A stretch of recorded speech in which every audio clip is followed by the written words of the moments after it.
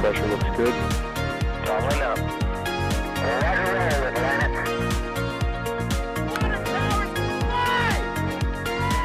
Flight downside speed off. Speed off.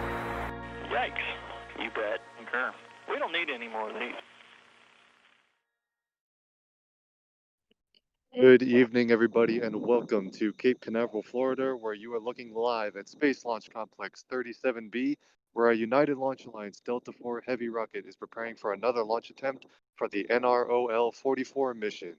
This is the latest in a line of launch attempts for this mission. Several technical issues and several weather delays has resulted in about a month of delay from the first launch attempt, but we are here again. And as of this time, all systems are proceeding nominally towards an on-time liftoff of 11:54 p.m. Eastern Time. That is 03:54 UTC. My name is Thomas Burkhardt. I'm an editor and reporter for NASASpaceflight.com, and I'm joined by Chris Gebhardt, Assistant Managing Editor for NASA Spaceflight. Hello, everyone, and good evening, good morning. Hopefully a good launch tonight of the Delta IV. Right now, all technical systems are working nominally. There was an anomaly team convened earlier in the countdown to address a potential issue with one of the swing arms that carries umbilical lines to the vehicle. That issue has been resolved, and teams are still working towards that opening of the window at 11:54 p.m. local time, Eastern time. And right now, weather is very good. The weather forecast started at 70% go and has since improved all the way up to a 90% chance of acceptable weather for liftoff. So all systems and items to keep an eye out for are proceeding nominally at this time for an on-time liftoff. We do have a launch window this evening.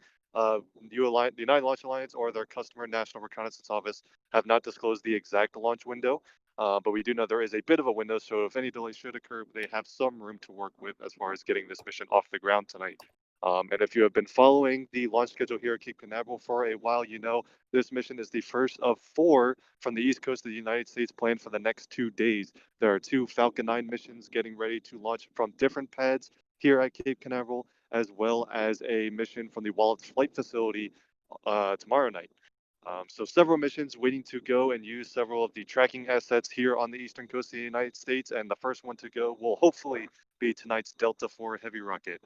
Tonight's mission is carrying a classified payload for the National Reconnaissance Office. The mission is named NROL-44, and while the exact purpose and identity of this payload are, of course, classified, it is believed to be a member of the Orion class of intelligence satellites.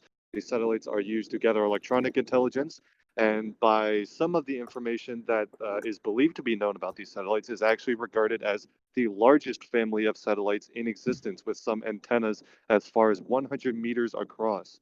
So it's a very interesting payload on board, although it is very highly classified. Tonight's mission, we will of course be bringing you the live view you're looking at now. Me and Chris are here at the NASA Causeway, actually on the Kennedy Space Center side, Cape Canaveral, Florida, just across the water from Pad 37B. We will also be bringing you live camera views from United Launch Alliance themselves.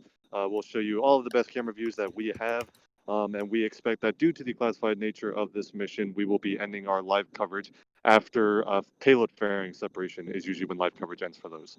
But we will be talking to you throughout the countdown and through liftoff, and we are hoping to see Delta IV Heavy take to the skies tonight. If you have any questions that you would like to ask the NASA Spaceflight team, please put them into chat. If you tag us with @NASASpaceflight, that'll help us see those questions, and myself and Chris will go to answer them for you. We also have Michael Baylor in the studio working on the overlays and the graphics you'll see, and he will help forward questions to us.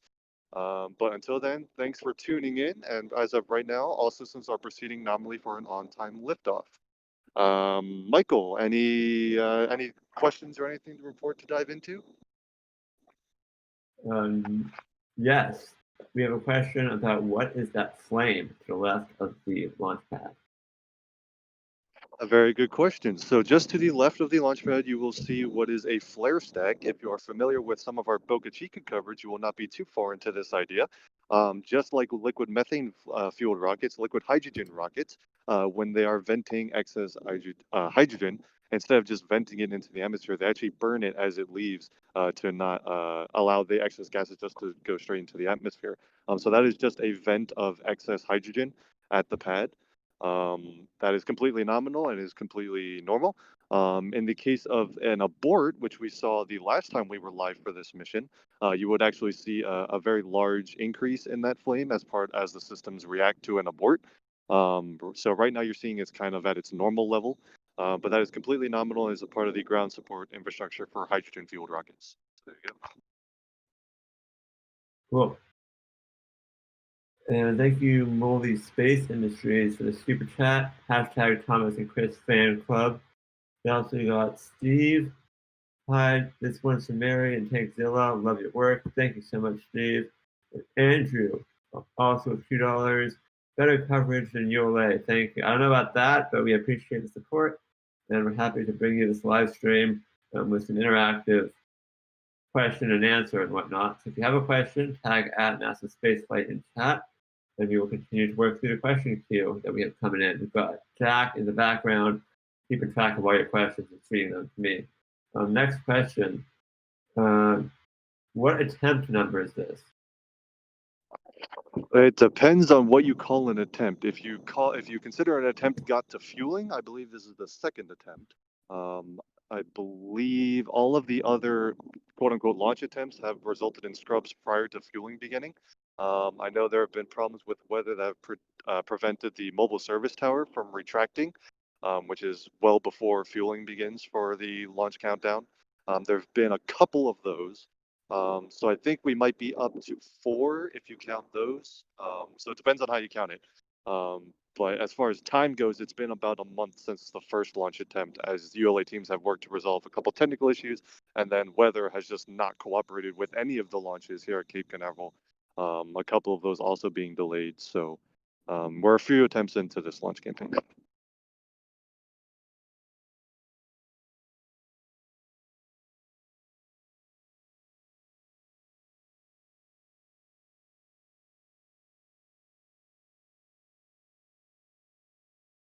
Any idea how much this mission costs in comparison to Falcon Heavy? Yes, can everyone hear me okay? Yes, you're good, Chris. Yes. Yes. So in some relation, yes, we do.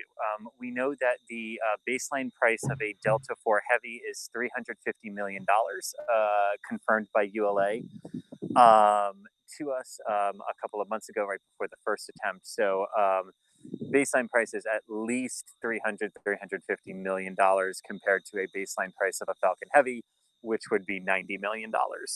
And again, that's just the base. That's not the additional things that are asked for sometimes by the NRO and specific payload customers. Yep.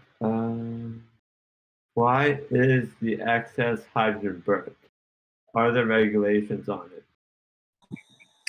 Was the question, why is the excess hydrogen burned away? Yes, I think you're talking about that flare stack. The flare stack, yeah.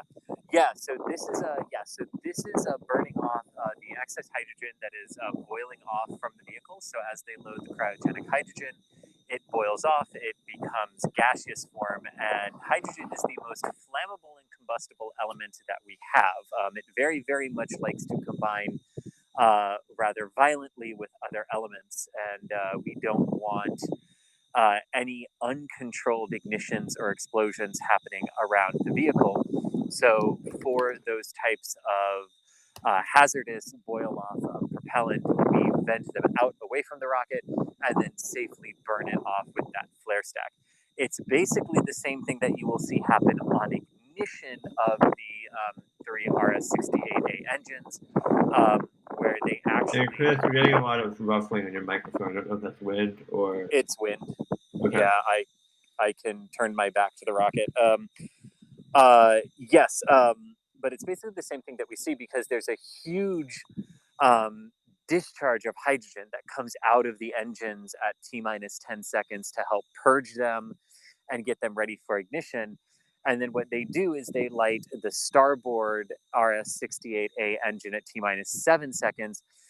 And basically, it's the most efficient way that all of that hydrogen that gets blown down into the flame trench, if you light or start one of the ignition sequences of one of the engines first, it can burn off all of that excess hydrogen down to acceptable levels for the remaining ignition sequence of the core and port engines. But it's basically the same thing, a controlled way of burning off a very combustible substance.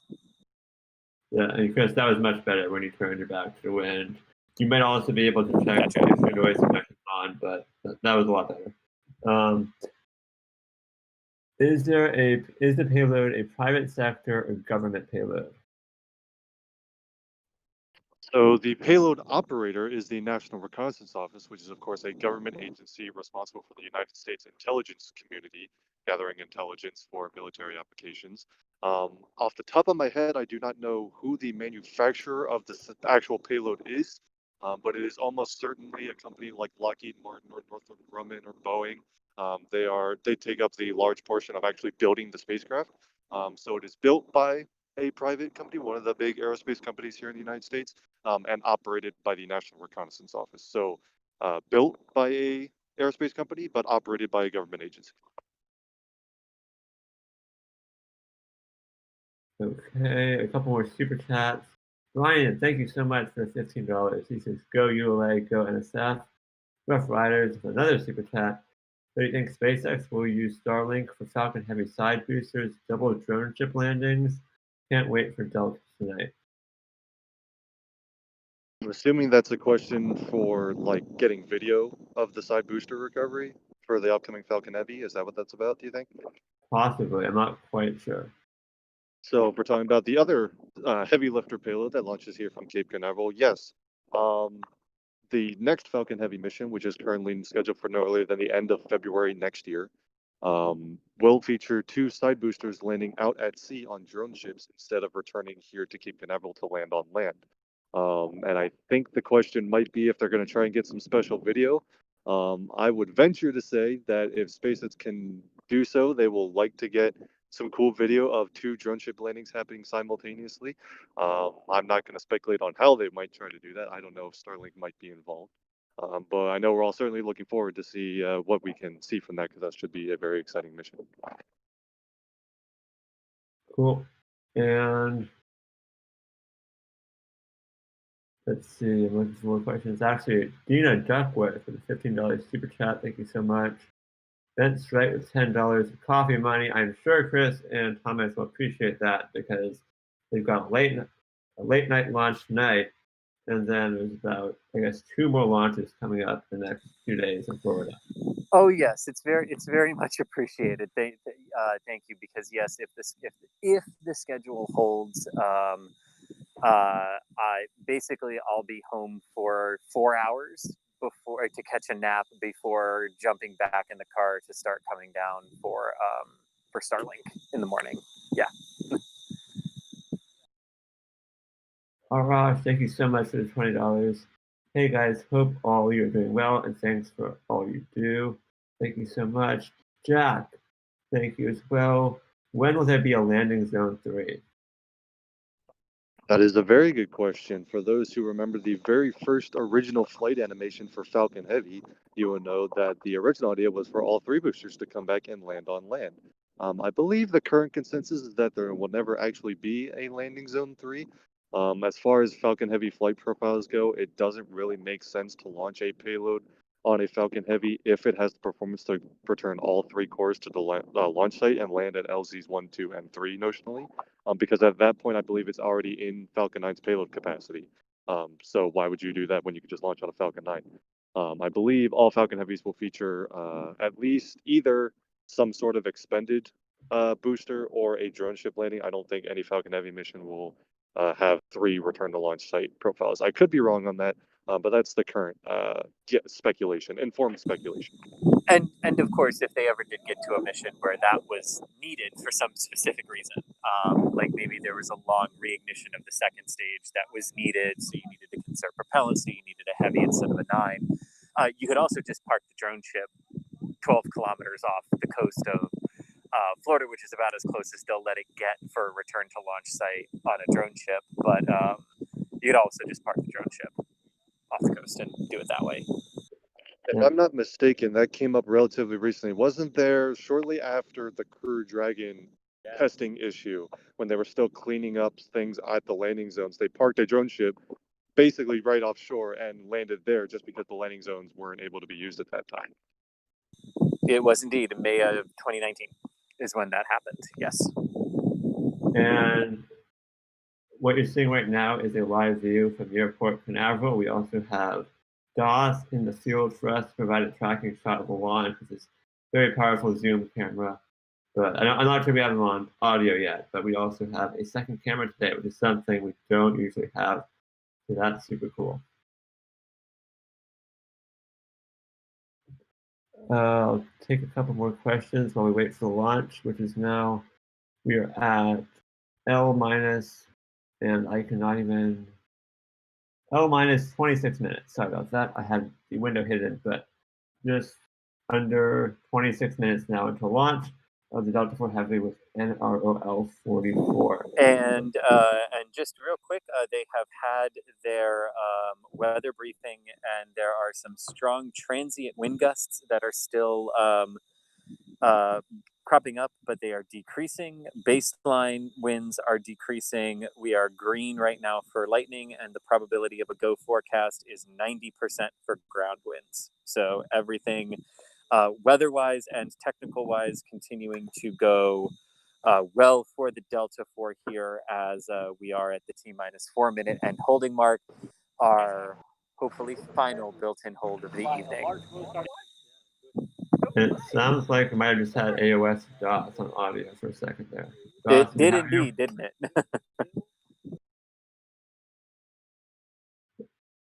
Maybe not, but it was very briefly. How y'all doing? Good. How are you? Oh, not too bad. How are things looking so far? Good. We got 2 cameras coming in crystal clear, so that's pretty cool. We're working on it, right? What's our T-minus right now? How far away are we? 25 minutes. 25 minutes. Excellent. Well, I think we've got a couple cameras pointed at it tonight, and we'll see which one captures something worth putting on the screen, huh? Yeah, it'll be a battle of the best camera track, so no pressure. No pressure, right? Well, I'll let y'all get back to it. I am here, though, and I'm listening to everything y'all say, so just holler if you need me. Sounds good. All right, y'all. So again, that's DOS's camera on the right of the screen right now, and Chris Tree has his camera on the left. Both Thomas and Chris Tree are together on the NASA Causeway right now. Wow, $100 super chat from Arash. That is super generous. Guys, I noticed 8 months. Well, I'll tell you one thing, Arash. That is that's nothing to say as 8 months. That is a lot of money. So we really appreciate your support. And I hope it helps support your efforts in giving us space for a good view. Yes, Arash. The data to run 2 cameras is very expensive. So we really appreciate your support. And I know you say it ain't much, but trust me, that's a very helpful, generous donation. So we super appreciate that. Yes, absolutely. Thank you so much for your support. I know it's kind of the same spiel I feel like I give every time, but it really does help us, allow us to do what we do. All of that support, super chats, memberships, that's going to go directly into new equipment and supporting data, plans, and all that, which allow us to bring live coverage of all these different events, both here in Florida and out in Boca Chica, Texas, and all of those things. So we really do appreciate that. We have a lot of very exciting things in the works that have been a direct result from all this support. We're getting very close to showing off some of that stuff, hint, hint. But stay tuned, and again, we just really appreciate it. Everyone who sends us support, everyone who tunes in, the team can't thank you enough. Thank you so much. And just an update, we're now at T-minus 8 minutes. So there's a built-in hold for 15 minutes. So that's why we're at L-minus 22 minutes. You can see on the timer on the top left. That L-minus is just how much time until launch. T-minus is different. That's how soon could they launch, but they have a built-in hold. So the actual T-minus time is not the same as the L-minus time until that 15-minute built-in hold is complete. So T-minus 8 minutes, but L-minus 22 minutes right now. And that might be off by a minute based on the math I'm looking at right now. But yes, and right now, as far as we know, all systems are proceeding nominally. So during that built-in hold, they will continue to complete final pre-launch checks and things like that, and that built-in hold is there, that if any issues come up, they can work through it. But as of right now, weather and technical issues are all clear, and we are all go for a launch at 11:54. There will be, before they release that final hold at T-minus 4 minutes, there will be a pre-launch poll that I believe we can pipe in. Michael, we have that audio ready to go, right? Yes, once the ULA stream is live, we'll pipe in the audio of the poll. Perfect. And ULA will show us that pre-launch poll where all the launch director will poll all of the launch controller stations for their readiness for launch, and assuming everyone goes go, we will proceed with the countdown then. So stay tuned for that. But yeah, as of right now, all systems proceeding nominally towards an on-time lift.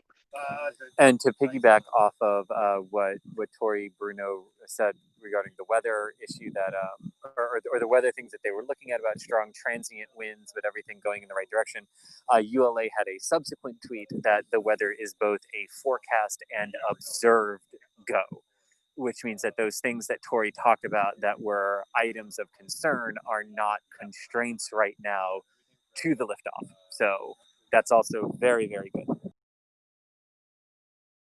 Certainly. Lots of super chats. Wow. Shannon Salter, thank you for $10. Buy Thomas a hot chocolate with no whipped cream. Thomas, you want a hot chocolate with no whipped cream? Hi, Mom. Thanks for the support. Greg, thank you for the $20. That's really generous of you as well. Oh, we got a super chat from Dougal. Dougal has super chatted to add the whipped cream to Thomas's hot chocolate. So thank you so much, Dougal. I'm not sure Thomas wants the whipped cream, but he's going to get it. Thank you guys for the support. We appreciate it. Eric, thanks for the coverage. Thank you so much for the super chat. Pooh Bear, thank you so much for the membership. Corey, thank you for the membership. Bogdan, what's the loudest rocket / spacecraft built? I guess they mean what's the loudest rocket in history?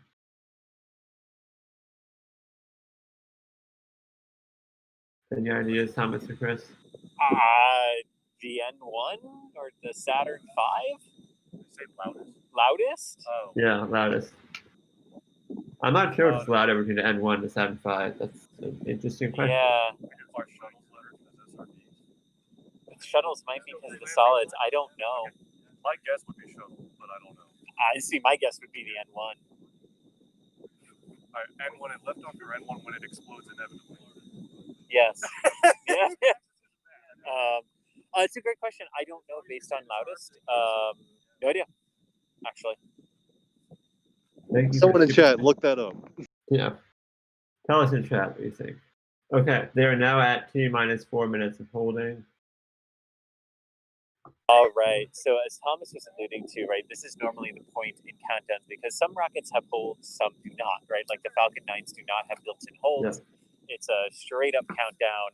Some rockets do have holds and employ them like ULA rockets. In fact, the entire suite of ULA vehicles, including Vulcan, will have this built-in hold at the T-minus 4 minute mark, which usually would allow the teams time to catch up and on any particular issues that they might be working, but we know they're not working any issues.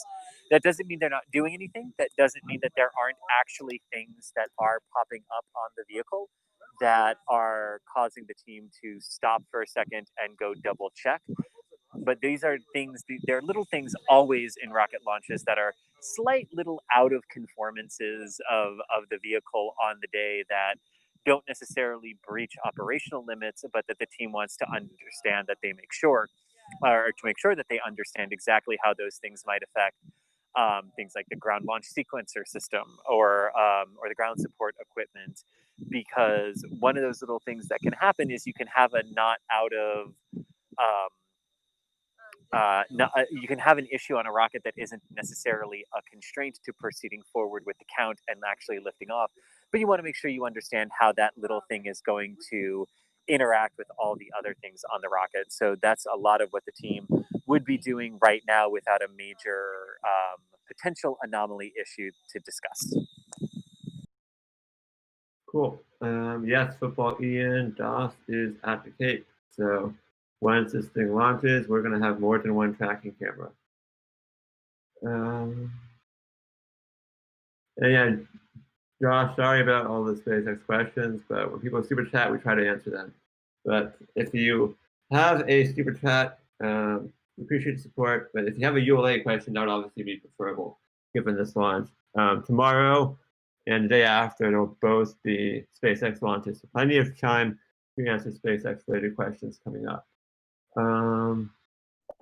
Be worth noting Sean, because I go ahead. hinted at it a little bit earlier, but there are 2 SpaceX launches here from the Space Coast coming up.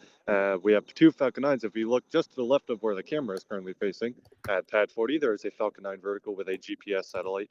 And a little bit farther to the left at Pad 39A, there is a Falcon 9 with a Starlink payload vertical at the pad. So those are coming up, Starlink tomorrow morning and GPS Friday evening.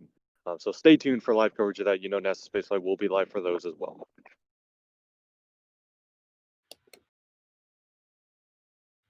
And I don't know if you can.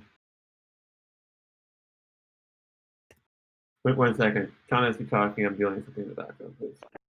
Sure thing. If you're just tuning in, you are looking live at Pad 37B at the Cape Canaveral Air Force Station. Delta IV Heavy is proceeding nominally towards liftoff. We are at T-minus 4 minutes and holding. This is a planned hold. We are still on track for an on-time liftoff at 11:54 p.m. Eastern Time with the NROL-44 mission, the first of 3 missions from the Cape Canaveral area in the next 2 days, first of 4 missions from the east coast of the U.S. overall when you add an Antares mission from the Wallops flight facility tomorrow evening. But yeah, everything is proceeding nominally towards an on-time liftoff for the launch of this ULA Delta IV Heavy rocket with a classified NRO payload on board, an Orion-class intelligence satellite destined for geostationary orbit.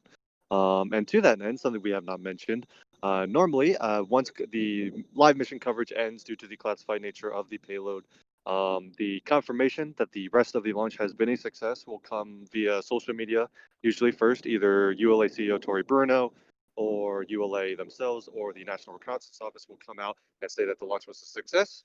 And that will come a few hours after liftoff because this mission is going all the way directly to geostationary orbit, which is a somewhat longer flight profile than some other missions. So we will stay tuned for that. And of course, if you follow NASA Spaceflight on social media, we will be sharing those as well. And on top of that, right, you mentioned, Thomas, that the broadcast and coverage of this mission will end at payload fairing separation, which is roughly 5.5 minutes ish into flight. It is right after the center common booster core shuts down and separates, and the RL-10B engine on the second stage, the Delta cryogenic second stage, ignites to finish bringing the payload first into its parking orbit and then up to geostationary orbit. But that payload fairing is rather interesting today because it is not the normal 2 halves payload fairing. It is a what's it called? A trisection fairing, and it's a different material. It's not the composite structures that you're used to seeing on other Delta IVs or on the Falcon 9s. This one is far more metallic in nature. Splits into 3 sections instead of 4 for separation forces, and how it and how that has to work, because the Orion satellite inside is very, very big and very, very tall. And in order to ensure that all of those proper clearances are met when the payload fairing halves separate, they go with a tri-fairing design instead of the dual fairing design on this one. And Thomas, I think you mentioned it earlier in the broadcast, but it is worth repeating as well, that all of the orange parts of the rocket that you see are built by United Launch Alliance. Those are the propellant tanks. All of the white composite structures, as well as the payload fairing, are built by Northrop Grumman. So everything white on the rocket is Northrop Grumman, everything orange is United Launch Alliance, and then the 3 RS-68A engines that power the 3 common booster cores are, the engines themselves are built by Aerojet Rocketdyne, but the nozzles are also built by Northrop Grumman.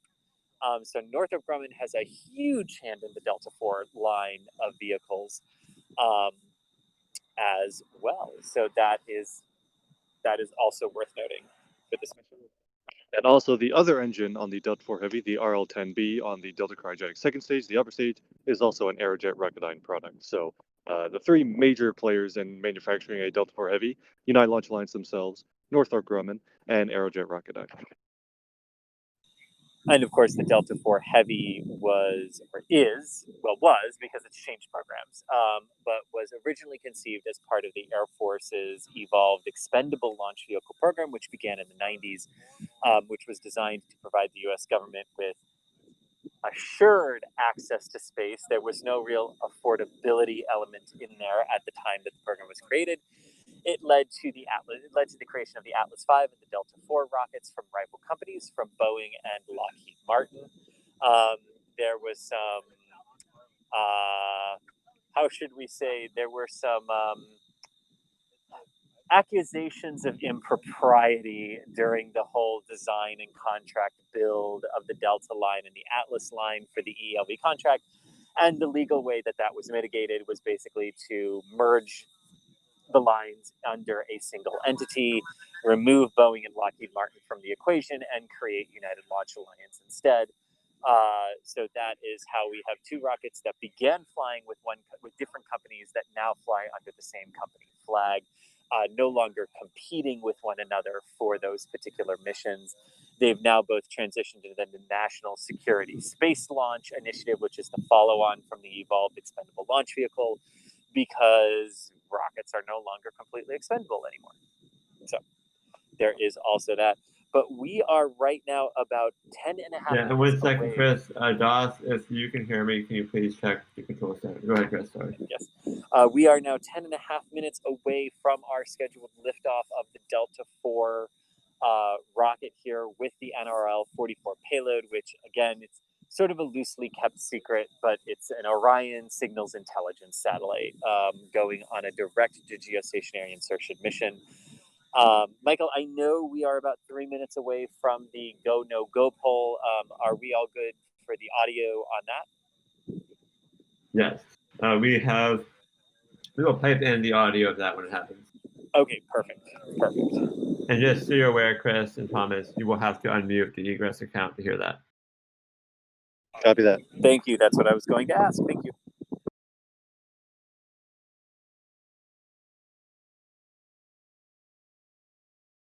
And you can hear us go silent to go unmute the line that will allow us to hear the countdown.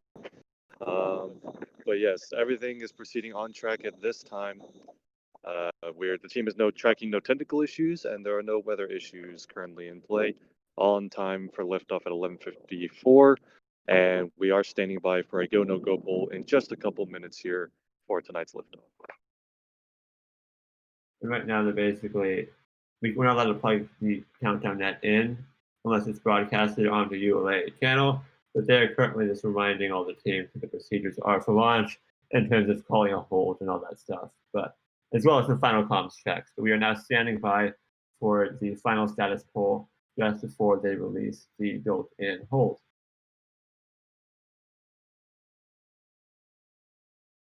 Yes, and we had alluded to the complicated nature of what it took to get this mission off the ground. They did not even begin fueling on the first attempt. They were working heater issues and all sorts of things on the vehicle. The second one ended with the abort at T-minus 30 seconds, in which we know that the ignition sequence was commanded for all three of the engines based on the timing of that abort. That then forced a nearly month-long stand down to find the cause and replace. Once the cause was found, it was eventually traced to a regulator, a helium pressure regulator that burst one of its diaphragms, and that brought the whole countdown to a stop for the safety of the vehicle and the payload on board. Then a swing arm retract issue got them for a couple of days before they could come in to try to make two attempts. But they didn't even get to make those attempts in September because of pre-launch weather and the inability to roll the mobile service tower back from the vehicle. So here we are late on September 30th, the final day of September. Will we get a near midnight ride of the Delta IV Heavy? We will wait and see. One thing I can tell you for certain right before we go into the go, no go poll, this is not the latest in the day that a U.S. rocket or any rocket has launched. To my knowledge, the worldwide record for latest launch in a calendar day at its local launch time, at its local time zone, was 23:59 and 37 seconds. So 12 seconds prior to midnight. And that was a space shuttle mission, STS-128 Discovery, going up to the space station in August of 2009.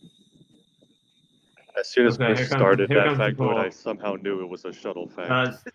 Thomas, we have to listen to Nicole, sorry.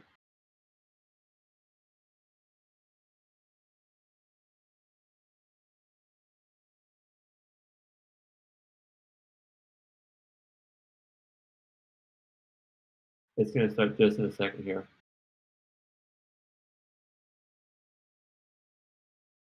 Here we go.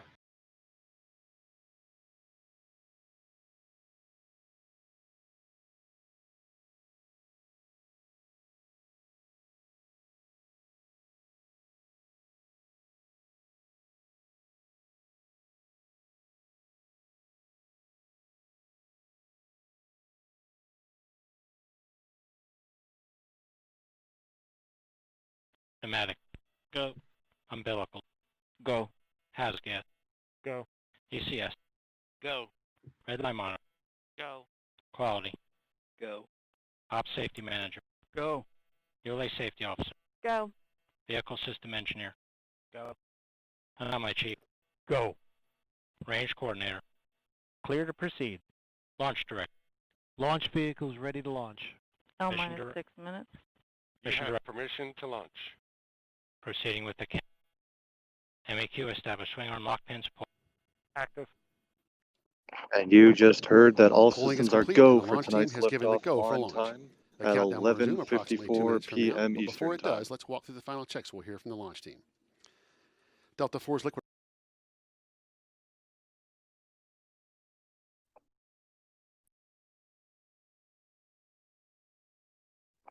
What will happen right now is United Launch Alliance will be going through the final checks following that go-no-go pool to make sure we are ready to release the hold at L-4 minutes.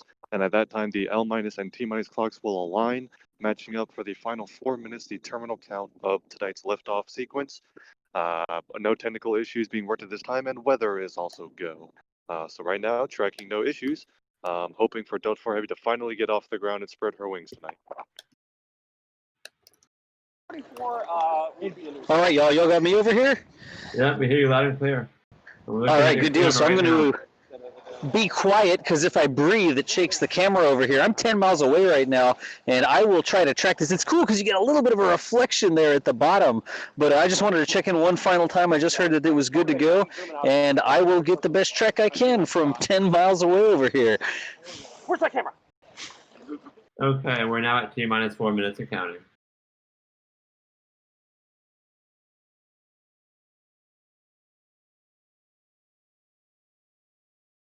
So, Chris, comments, if you're able to take this through the next couple of minutes, I'm going to work on configuring some stuff to launch. Yes, indeed. So my apologies if there's wind noise, but this is the part where I have to actually face the rocket to track it with our ground camera here. So apologies if there is a little bit of wind disturbance, but yes, we are through the poll. We are counting down to the launch of the Delta IV Heavy rocket here at 23:54 Eastern, 3:54 UTC, which is coming up just about 3 minutes from now.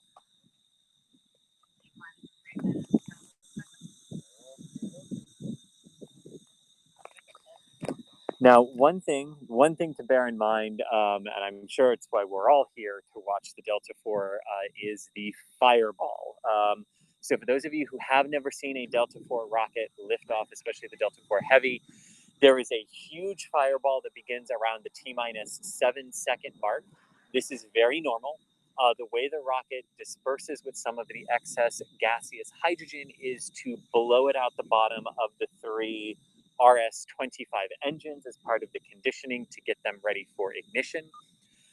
They then ignite the starboard RS-68A engine at T-7 seconds to burn off that hydrogen in the flame trench, and that results in a huge fireball around the vehicle. Don't panic when you see that. It's very normal. It is also not uncommon for portions of the orange thermal protection system on the 3 common booster cores to sometimes be on fire at liftoff.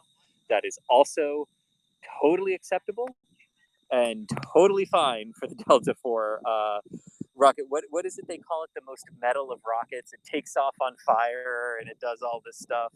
ULA does have some fun with this vehicle.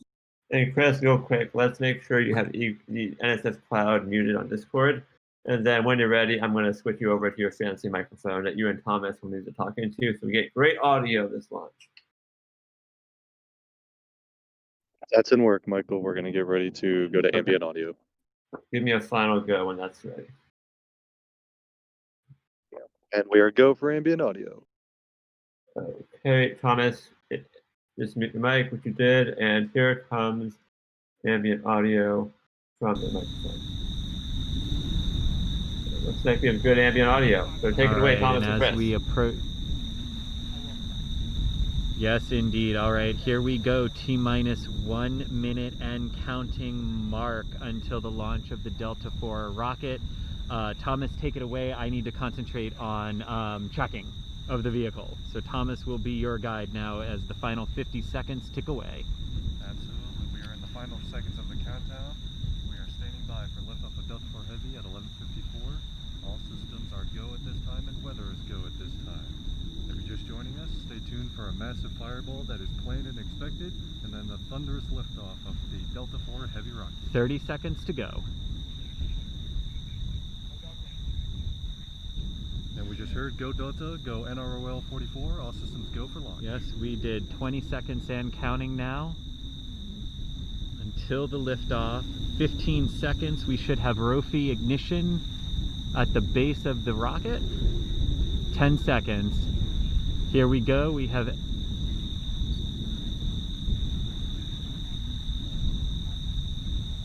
had an abort again of the Delta IV Heavy rocket.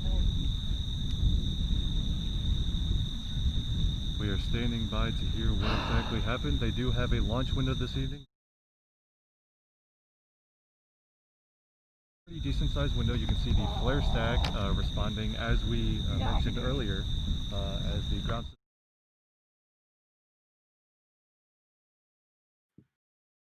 And we've got, there's some comments, there's a little bit of fire at the bottom of the rocket right now. We can see it on the other feed. Thomas and Chris, please transition back to Discord.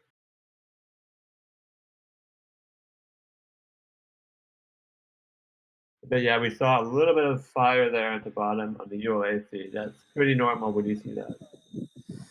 Yes, this was back on Discord now. I don't even begin to know what to say at this point. I heard them say hot fire over the net, which would indicate that the ignition sequence of the engines began, which would indicate it's another 7 days to a month. Chris, to confirm, they showed, the reason I mentioned fire, I realized what happened. They held the countdown and the row feeds just kept going. So we saw on the ULA feed, when I switched camera angles there, we saw the row feed firing. So it's a 7-day scrub for sure. Yeah, so do we, because the Rofi's fired, so we're done for today. It's a 7-day turnaround minimum. Yeah, it's at least a week at this point for the Delta IV. Again, when did the count hold? When was the abort called? I will have to go back. 7 seconds? It was okay. It was definitely.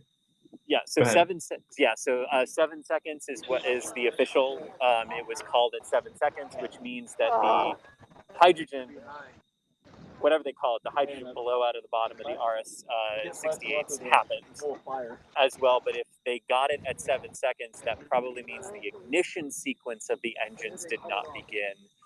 But it's a minimum of 7 days for the Rofis because the Rofis fired, and those are one and done. So we are done for tonight. It's just going to be a matter of putting out the official scrub notification. Go ahead, Das. From my perspective over here, I definitely. Das, are you there for us? We lost you on audio. If you can still hear us, we definitely lost you on audio. I'm guessing he was about to say that he definitely saw the Rofis fire. Probably, but yeah, I'm sorry, guys. I'm kind of at a loss of what to say here. Second time in a row. Second time in a row. I'm just going to go ahead and say this. Lots of questions are going to be asked about how we got to nearly 2 consecutive hot fire aborts. It does sound like they didn't get to engine ignition on this one because of the because of the hold at 7 seconds. There's a lot of questions that are going to have to be answered now to get to a second one of these. And this would be the third one in a row because of the previous Delta IV Heavy out at Vandenberg Air Force Base that had a hot fire abort on its pad as well. It's disappointing to say the least. No idea exactly how this affects the schedule, except that this most likely clears the way for Falcon 9 to try tomorrow morning for Starlink.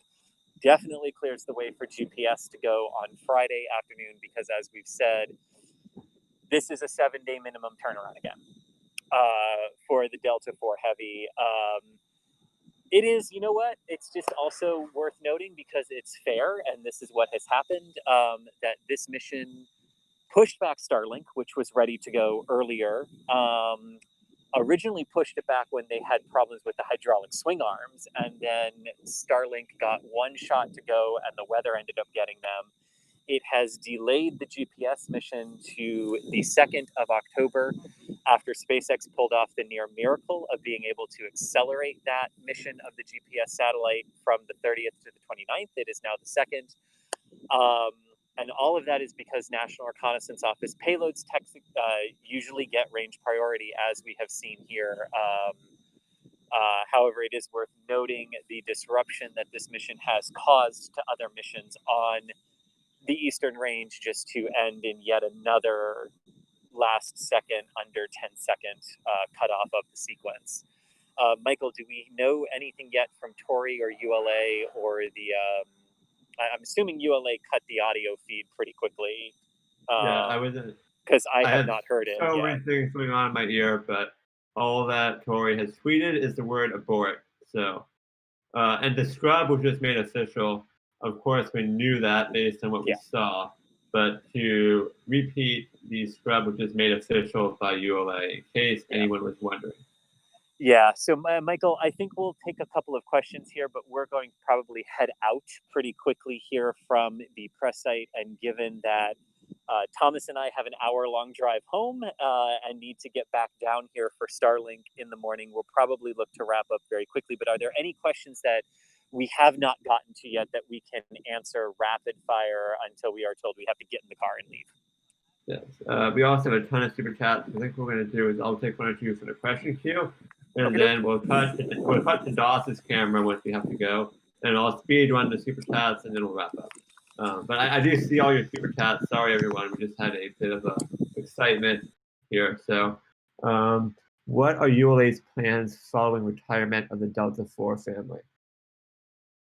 Good question. This particular launch will be the 5th to last Delta IV Heavy mission. We know the final few missions. A couple here from Cape Canaveral and a couple from Vandenberg, California. But there are a number. There are only 5 left. And after this, all of the missions that would have potentially gone on a Delta IV Heavy rocket will now go on Vulcan, ULA's new launcher, combining a lot of things that the company has learned from their Atlas V and Delta IV families into a new launcher, which will offer even more performance than this Delta IV Heavy rocket, using some new manufacturing methods, some new engines powered by the BE-4 from Blue Origin, new solid rocket boosters, and upgraded upper stage. So this rocket is being retired in favor of Vulcan. Yeah, so that's a picture of Vulcan you're looking at on your screen right now. Next question, is the NRO part of the U.S. Air Force? No, it is not. The NRO, the National Reconnaissance Office, is a separate agency from any of the military branches, is a civilian agency for United States government intelligence. Okay. What was the cause of the previous abort? The previous abort was a failed helium pressure regulator on the center core of the Delta IV Heavy rocket, and that regulator was replaced. We did not get to the point in the ignition sequence where those regulators come into play, so it's safe to say that this is a separate issue. tonight because the abort happened just a few seconds earlier than last time. But the previous abort was a pressure regulator. Okay, and Thomas, just let me know when you have to go. I'll just keep throwing you questions. Yeah, we'll do. We're totally okay right now, yeah. How do you prevent lightning from striking the Delta IV? And I will put up an image that Julia captured on one of her remote cameras that actually shows this in action. Yes, indeed. So, yes, let me reposition. So you see the two taller gray structures that are taller than the Delta in the current image, and taller than the tower behind it. Those are the two lightning towers at 37B. So that is how we prevent lightning from striking the Delta IV or any of the systems there at the launch pad. Basically, the lightning towers as the tallest things, and with their equipment on them, would attract the electrical energy of lightning strike, so that the strike hits the tower and then is channeled harmlessly down to the ground with cables that run from the top of those towers.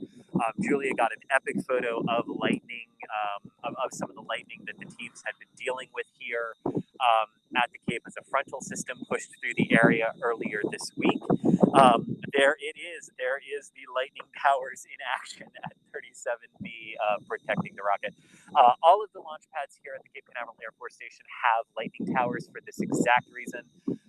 Some of them are lightning towers that are independent of the actual launch structures themselves, like the one you're looking at here, and others like the lightning mast at 39A, where SpaceX launches the crew missions for NASA from, and which we will see tomorrow morning with any luck, has the mast actually on the fixed server structure of the launch tower itself. But all of them have it here in Florida. The Vandenberg launch pads do not have them because lightning is not a huge concern out in California.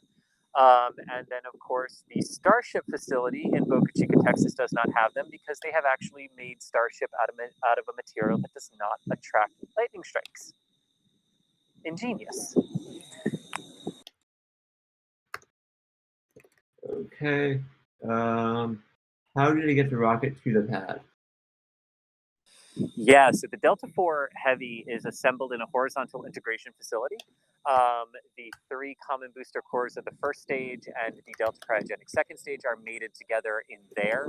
And then that assembly is transported out to the launch stand, where it is then connected to the pad systems and erected vertical. And then the payload is mated to the rocket once it is in the vertical position. For the Delta IV, it has a very prolonged pad stay. This particular vehicle reached the pad in November of last year, underwent a wet dress rehearsal in January, and was not actually mated to its NROL payload until the end of July, beginning of August of this year, before the initial round of launch attempts began at the end of August for this particular mission. Okay. Looking for another good question. So somebody's asking about what was how many times has Delta IV Heavy flown before, or is this its first time? Today is the 12th mission. Well, all right, today would have been the 12th flight. This is the 12th mission for the United Launch Alliance Delta IV Heavy rocket. 11 previous times, all of which were successful. The first flight did have a slight partial failure where the orbit wasn't exactly correct, but the payload customer did declare success. So by that measure, 11 successful flights under Delta IV Heavy's belt, with 5 more coming up, including this one. So Delta IV Heavy is not a particularly new rocket.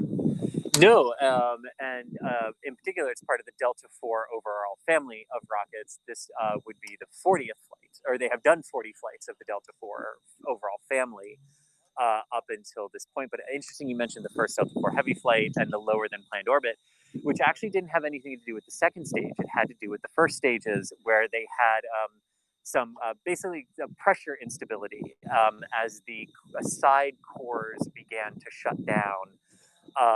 and that caused an underperformance of the first stage, which the second stage was not able to adequately or fully compensate for. Unfortunately, we are packing up. So we are going to have to wrap it up from our location here on the causeway. Michael here basically right now. But thank you all for joining us here. Michael's going to stay on the air with you for a little bit. It's just Thomas and I that got to pack up right now. They've got DOS over, still providing live views of the pad. Obviously disappointing. We were hoping to get a Delta IV tonight. We got within 7 seconds. It'll be at least 7 days before we can try this again. The only silver lining of tonight, though, is that this does open up the range for Starlink tomorrow and GPS on Friday from 39A and 40, respectively, on 2 different Falcon 9s. So with that, Thomas, I'll turn it over to you so you can say your goodbye spiel. But for me, thank you all for joining. Thank you for all the super chats. And I will see you tomorrow morning for Starlink. Thank you, Chris. And thank you, everyone, for tuning in tonight. Again, we have had a scrub. We are still going to have some live views of the pad via DOS, and Michael will stay on the air. But the team here on the NASA Causeway is going to get ready to depart. I'm Thomas Burkhardt, editor and reporter for NASASpaceflight. Thank you for joining us tonight. Stay tuned for more live coverage starting tomorrow morning with a Falcon 9 mission, Falcon 9 Starlink mission from Pad 39A, as well as a GPS mission coming up Friday evening. We will also have continuous videos and live coverage of testing down in Boca Chica, Texas, as always. So stay tuned to the NASASpaceflight channel and stay tuned to NASASpaceflight.com for news coverage of all of this. But until next time, we are signing off from here. Thanks for watching and see you guys next time. Okay. All right, and I should be back here too, Michael, if you got my audio? Yep, and it looks good. So. All right, good deal. So I am not out on the causeway, so I don't actually have to go anywhere. I'm fighting about 10 miles of atmospheric haze, like I mentioned earlier. So a little bit grainy. I think tomorrow, if Starlink goes, I'll try to get a little bit closer than this. I'm not technically here, though, so we'll have to see how that goes. Michael, you said there were a bunch of super chats in the backlog we were going to run through, right? Yeah, so I'm going to run through that right now. JD Motor Club, thank you so much. He says, thanks, Mary, for your hard work. Sean, watching from Brisbane, thank you, Sean. Matthew Keane, pre-engineering student, hoping for a career in spaceflight. To everyone at NSF, thanks for keeping my motivation fueled. That's really cool, Matt. Good luck with your career in spaceflight. And then another Matt Olson says, thanks for the stream. What are the major differences between ULA and SpaceX rockets? Other than reusability, difference in output efficiency and the propellant used. So ULA for their second stages uses hydrogen and liquid oxygen, which is a more efficient combination. SpaceX uses rocket grade kerosene and liquid oxygen for their propellants on the second stage, which is a lot easier to work with than hydrogen, but it comes at a slight decrease in efficiency. So that's one difference. Robert Hobson, $50 again from Robert Hobson. Robert, you are a huge reporter and we really appreciate it. Robert says, once Delta IV is retired, there is a specific Vulcan variant that is due to replace it. Yes, they have a heavy variant of Vulcan with extra solid rocket boosters. So that would be the replacement for Delta IV Heavy. And in fact, the Vulcan with the maximum solid rocket boosters, which is 6, has more payload capacity than a Delta IV Heavy. Sam Halter says, thanks for these late night streams. Hope you guys enjoyed the weekend as much as we enjoy your coverage. Well, we still got a lot of work to do to get to the weekend. We have 2 SpaceX launches coming up on back-to-back days. One member was wondering what tests/changes had been made to Delta IV Heavy after the previous scrub. Well, the regulator that caused the scrub, they replaced all regulators that were similar to that, it's my understanding. So it's an abundance of caution. They replaced all variants of that component just to make sure it had that happen again. We're not sure what caused the scrub today yet. I'm checking Twitter right now to see if ULA has tweeted any info, but it was an earlier scrub today. Today's scrub was at T-7 seconds. The scrub in late August was at T-3 seconds. So I have adjusted. I think there's probably a slight change in the cause there. I don't think it was the same issue if it happened at different times. Let's see, what else do we have? Chico and John, thank you both for the memberships. We have Foxy B again with the membership. Lots of memberships. Thank you so much, everyone. And why did the shuttle have an aggressive roll program right off the pad? I read it resulted in 20% payload increase, which is not. Voss can maybe add something to this if you want, given your Kerbal experience, but they wanted the space shuttle to have the kind of an equally distributed thrust relative to the direction it was flying. So that's why they rolled it, because when it comes off the pad, it's kind of facing the wrong direction. That's optimal to have it navigate. So you'll see that with a lot of rockets that aren't perfectly symmetrical in their thrust around the entire circle. So if it's not like an equal radius of thrust coming out, basically, like the shuttle, because it had two solid rocket boosters on the side, you orientate the rocket properly with your trajectory to make it more easy to navigate. And Michael, I'm still here. It's pretty loud around me as people are sort of packing up over here from the road going to Port Canaveral. So I'm listening in, but it's sort of loud around me right now. Copy that. More coffee money from Ben Strait. Wow, another $50 super chat. And I think Ben Strait has done that before. In fact, he's done it twice on this stream, I'm seeing.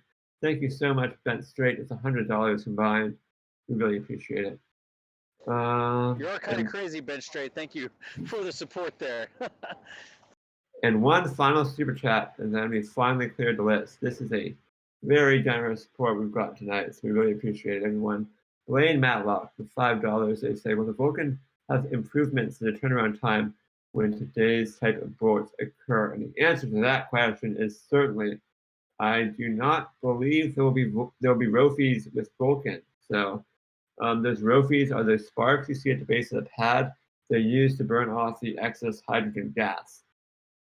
And they can only be lit once. So once the ROFIs fire, you have to replace them, and that takes several days. So that's why the launch attempt for Delta IV Heavy the next launch attempt is going to be in several days, because they have to go back to the pad and the teams have to replace the ROFIs. But Vulcan will not have ROFIs.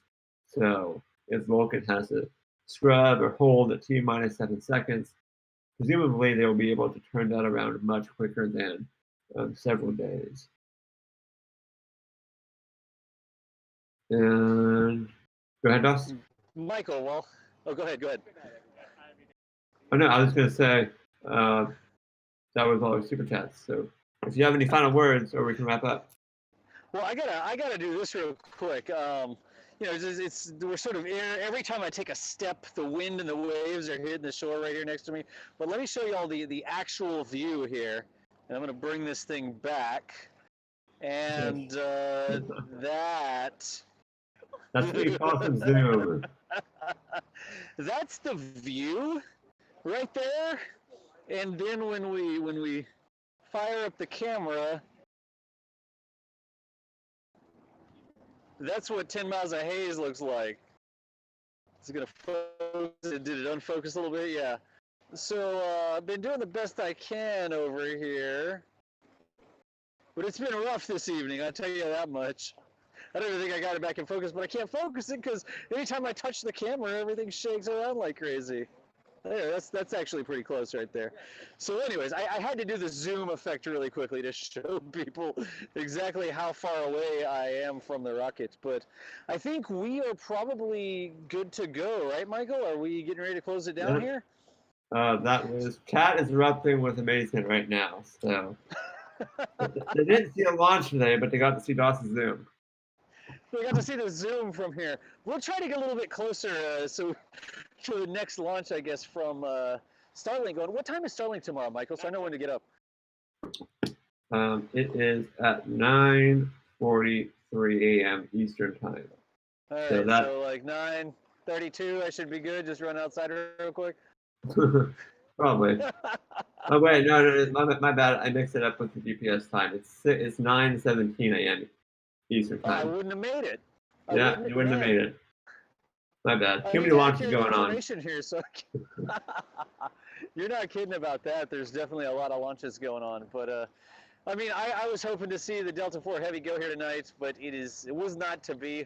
I'm sure we'll get some information from United Launch Alliance on exactly what the deal is, but they are apparently being super careful with whatever this payload is. Special, secret, what did y'all say earlier? Spy satellite. I don't even know what we're allowed to call it. But like Tori says, you'd rather be on the ground wishing you were flying than flying wishing you were on the ground. I don't know if anybody said my little spiel there already, but watching the rocket go is a lot of fun, but the mission of the rocket is not to entertain us. The mission of the rocket is to put that payload safely into orbit where it's supposed to go. So it will go when it is supposed to go. It'll go when it goes, I guess is the right way to say that. I was looking around, Michael, to see if I couldn't get eyes on another pad that maybe had a rocket on it, but it looks like the other pads were not lit up very much, or for some reason I can't really get eyes on them from here. So we will see if we get a launch tomorrow morning. I will be there for that, and we'll have multiple camera angles just like we did today, and hope that we are good to go. Did I miss anything? I haven't been reading chat, y'all, out here. I don't know if y'all can hear the waves crashing around me and stuff, but I have been out of chat most of the stream, especially over on the Twitch side. Twitch, I know I popped into chat a couple times, but I have not been reading chat over there. So unless I missed anything, Michael, I will go ahead and cut y'all loose. Yep, I think that's it. So thank you all for watching. You're listening to DOS, or John Galloway's from NASASpaceflight. That was the voice talking there. I am Michael Baylor. Thank you all for watching. It looks like we hit well over 10,000 viewers, so lots of support and interest for Delta IV Heavy. Unfortunately, it did not launch tonight, but when it launches, we will have a live stream for you. So, any closing words, DOS? No, but I'm going to zoom out. Then when the zoom stops, then you can roll the end video. That'll look cool, I think. Okay. I'm ready. Go for it.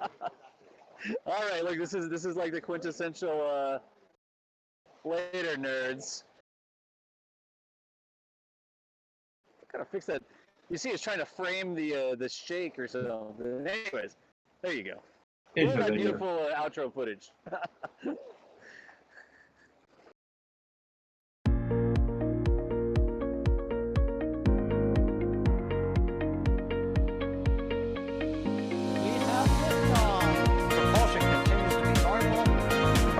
Chamber pressure looks good. Following up.